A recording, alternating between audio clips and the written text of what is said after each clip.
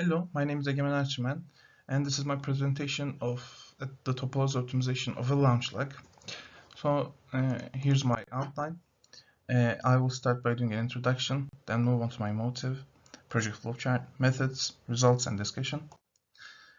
Here you can see the launch lag on the missile body highlighted on the missile body, and you can see the close-up view of the launch lag.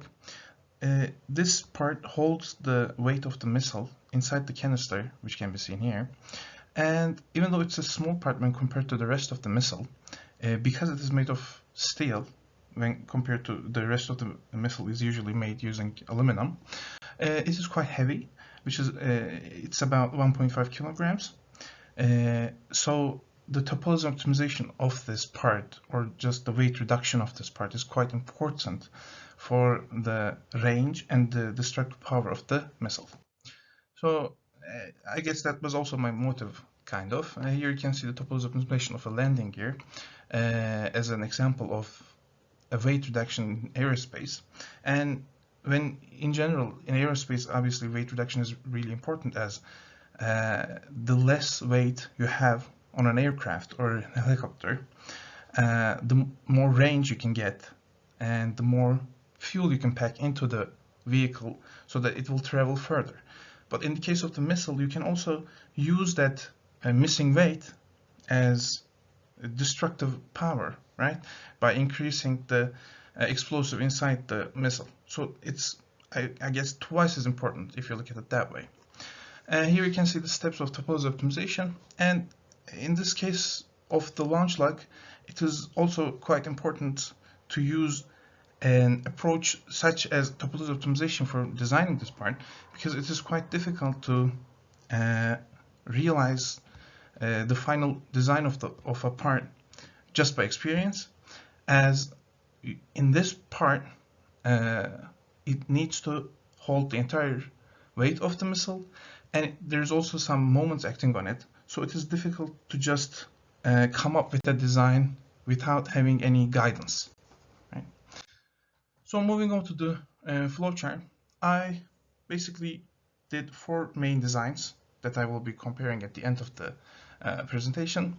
The first one was using MATLAB, then Fusion 360, and then I did a redesign of the part that considers manufacturability and that would be able to be machined, right? So looking at the project flowchart here, the steps are quite similar in all 3 approaches.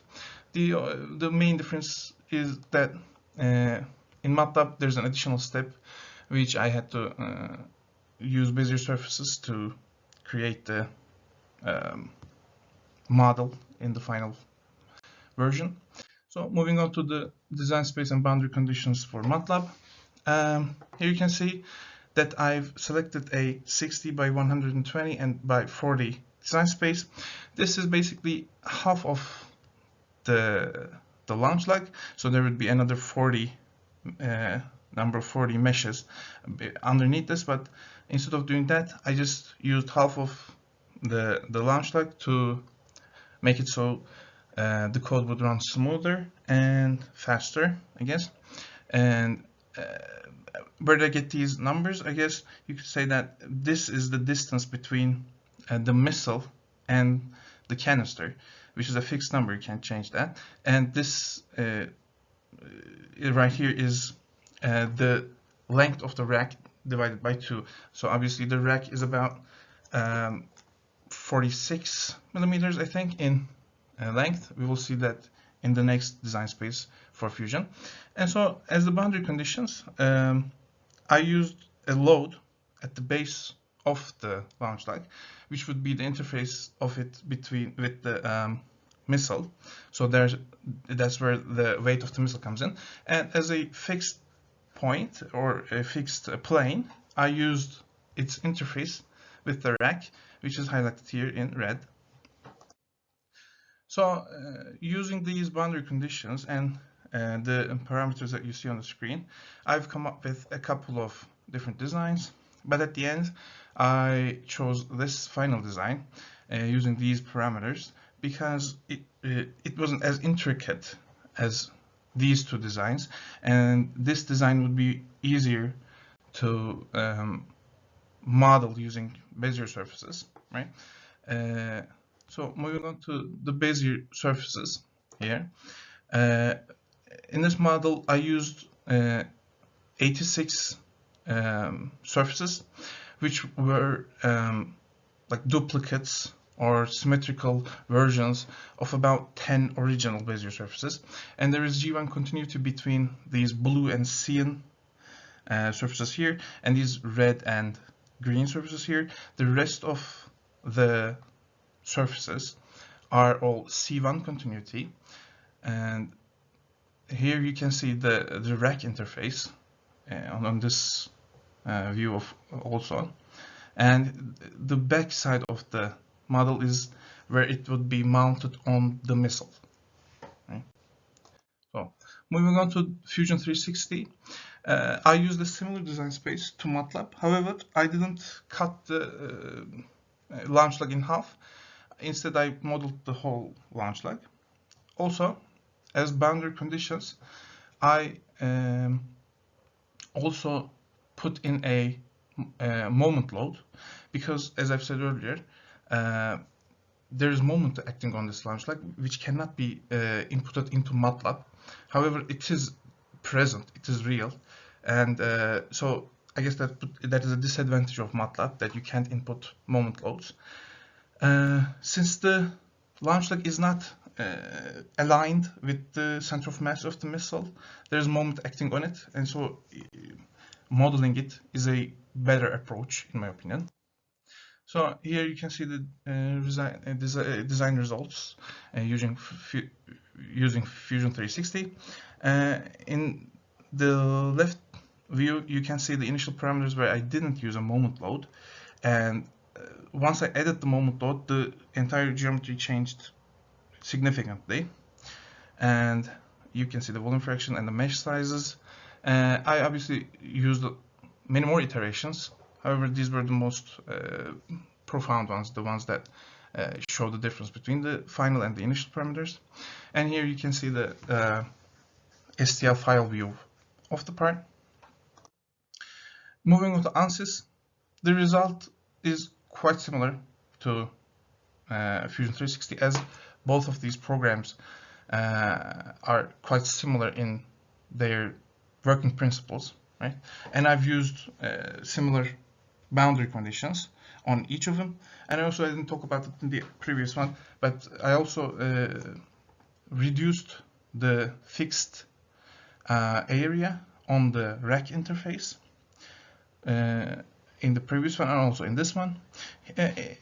Different than in Fusion, in ANSYS, it is possible to easily move on to a static structural analysis module and just verify the part further by looking at the stresses that are acting on it.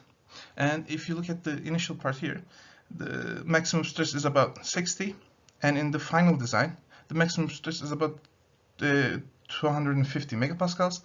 The areas that are black are caused by singularities in the mesh, because the part has some sharp edges, and the mesh can't be meshed really well.